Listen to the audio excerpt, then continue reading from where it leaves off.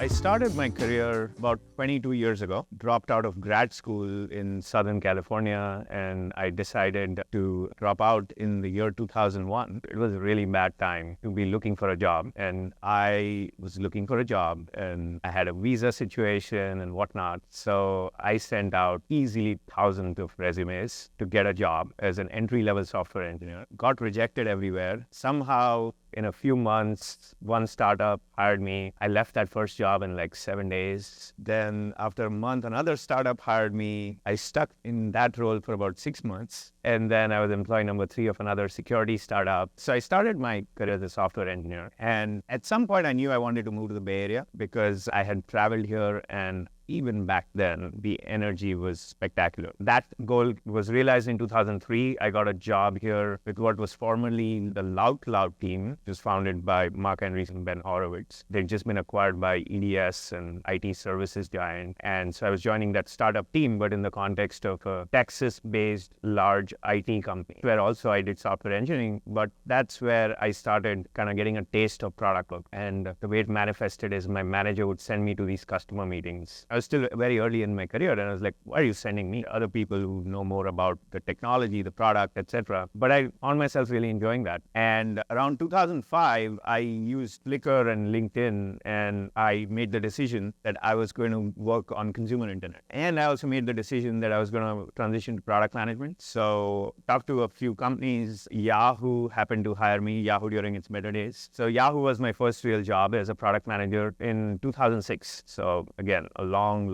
time ago. And over at Yahoo, it was really fun. I worked on account security and got to work on things that millions of people were using every day, and actually ended up launching, we were the first company to launch OpenID login support, which was very new back then. There was just like a group of 20, 30 people discussing how identity would work on the internet. I happened to be lucky to be part of that. I was also product manager for what later became OAuth, and Yahoo launched it, and so did Google and various others. And then I joined Google in 2008, and that was my formative period as a product manager. I was there 6 years, worked on a variety of products, some mature products, some new products. So had an awesome time there. Left Google in 2014, went to Twitter as they were kind of revamping their consumer product team just after their IPO. Worked on a few things there on the consumer side of Twitter, consumer product. And then began talking to Stripe in late 2015 as they were kind of thinking about whether to add product management and product managers. They had a couple of hundred people at the time. I ended up joining actually back as an IC at Stripe because I was very passionate about making product management a thing. Ended up leading Stripe Connect, which is Stripe's biggest product. If you're using any marketplace or any kind of software SaaS platform and there's payments, probably uses Connect. So I started when the team was small. There were just 4 engineers. I was the first PM. I led that for 3 years, grew that business. So after 3 years, I was like, this is huge. I want to go back to something earlier stage. Ended up leading Stripe Terminal, in-person payment point of sale, another one of Stripe's fast-growing product now. So led that for a couple of years. And then 2 years ago, so this is 2021, I decided to leave Stripe, started a new chapter in my career. So instead of kind of going for the next operating role or starting my own company or going the VC route, these are the common paths that people take. I decided to focus more of my time on advising. And then I knew I wanted to do teaching,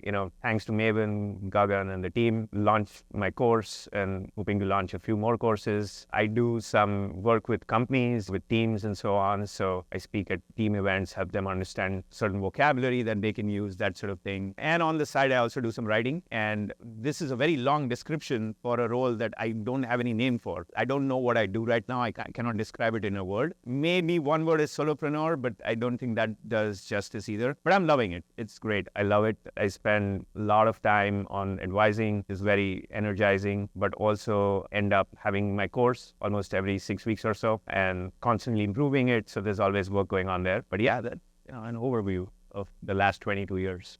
We like to call you the professor of the future.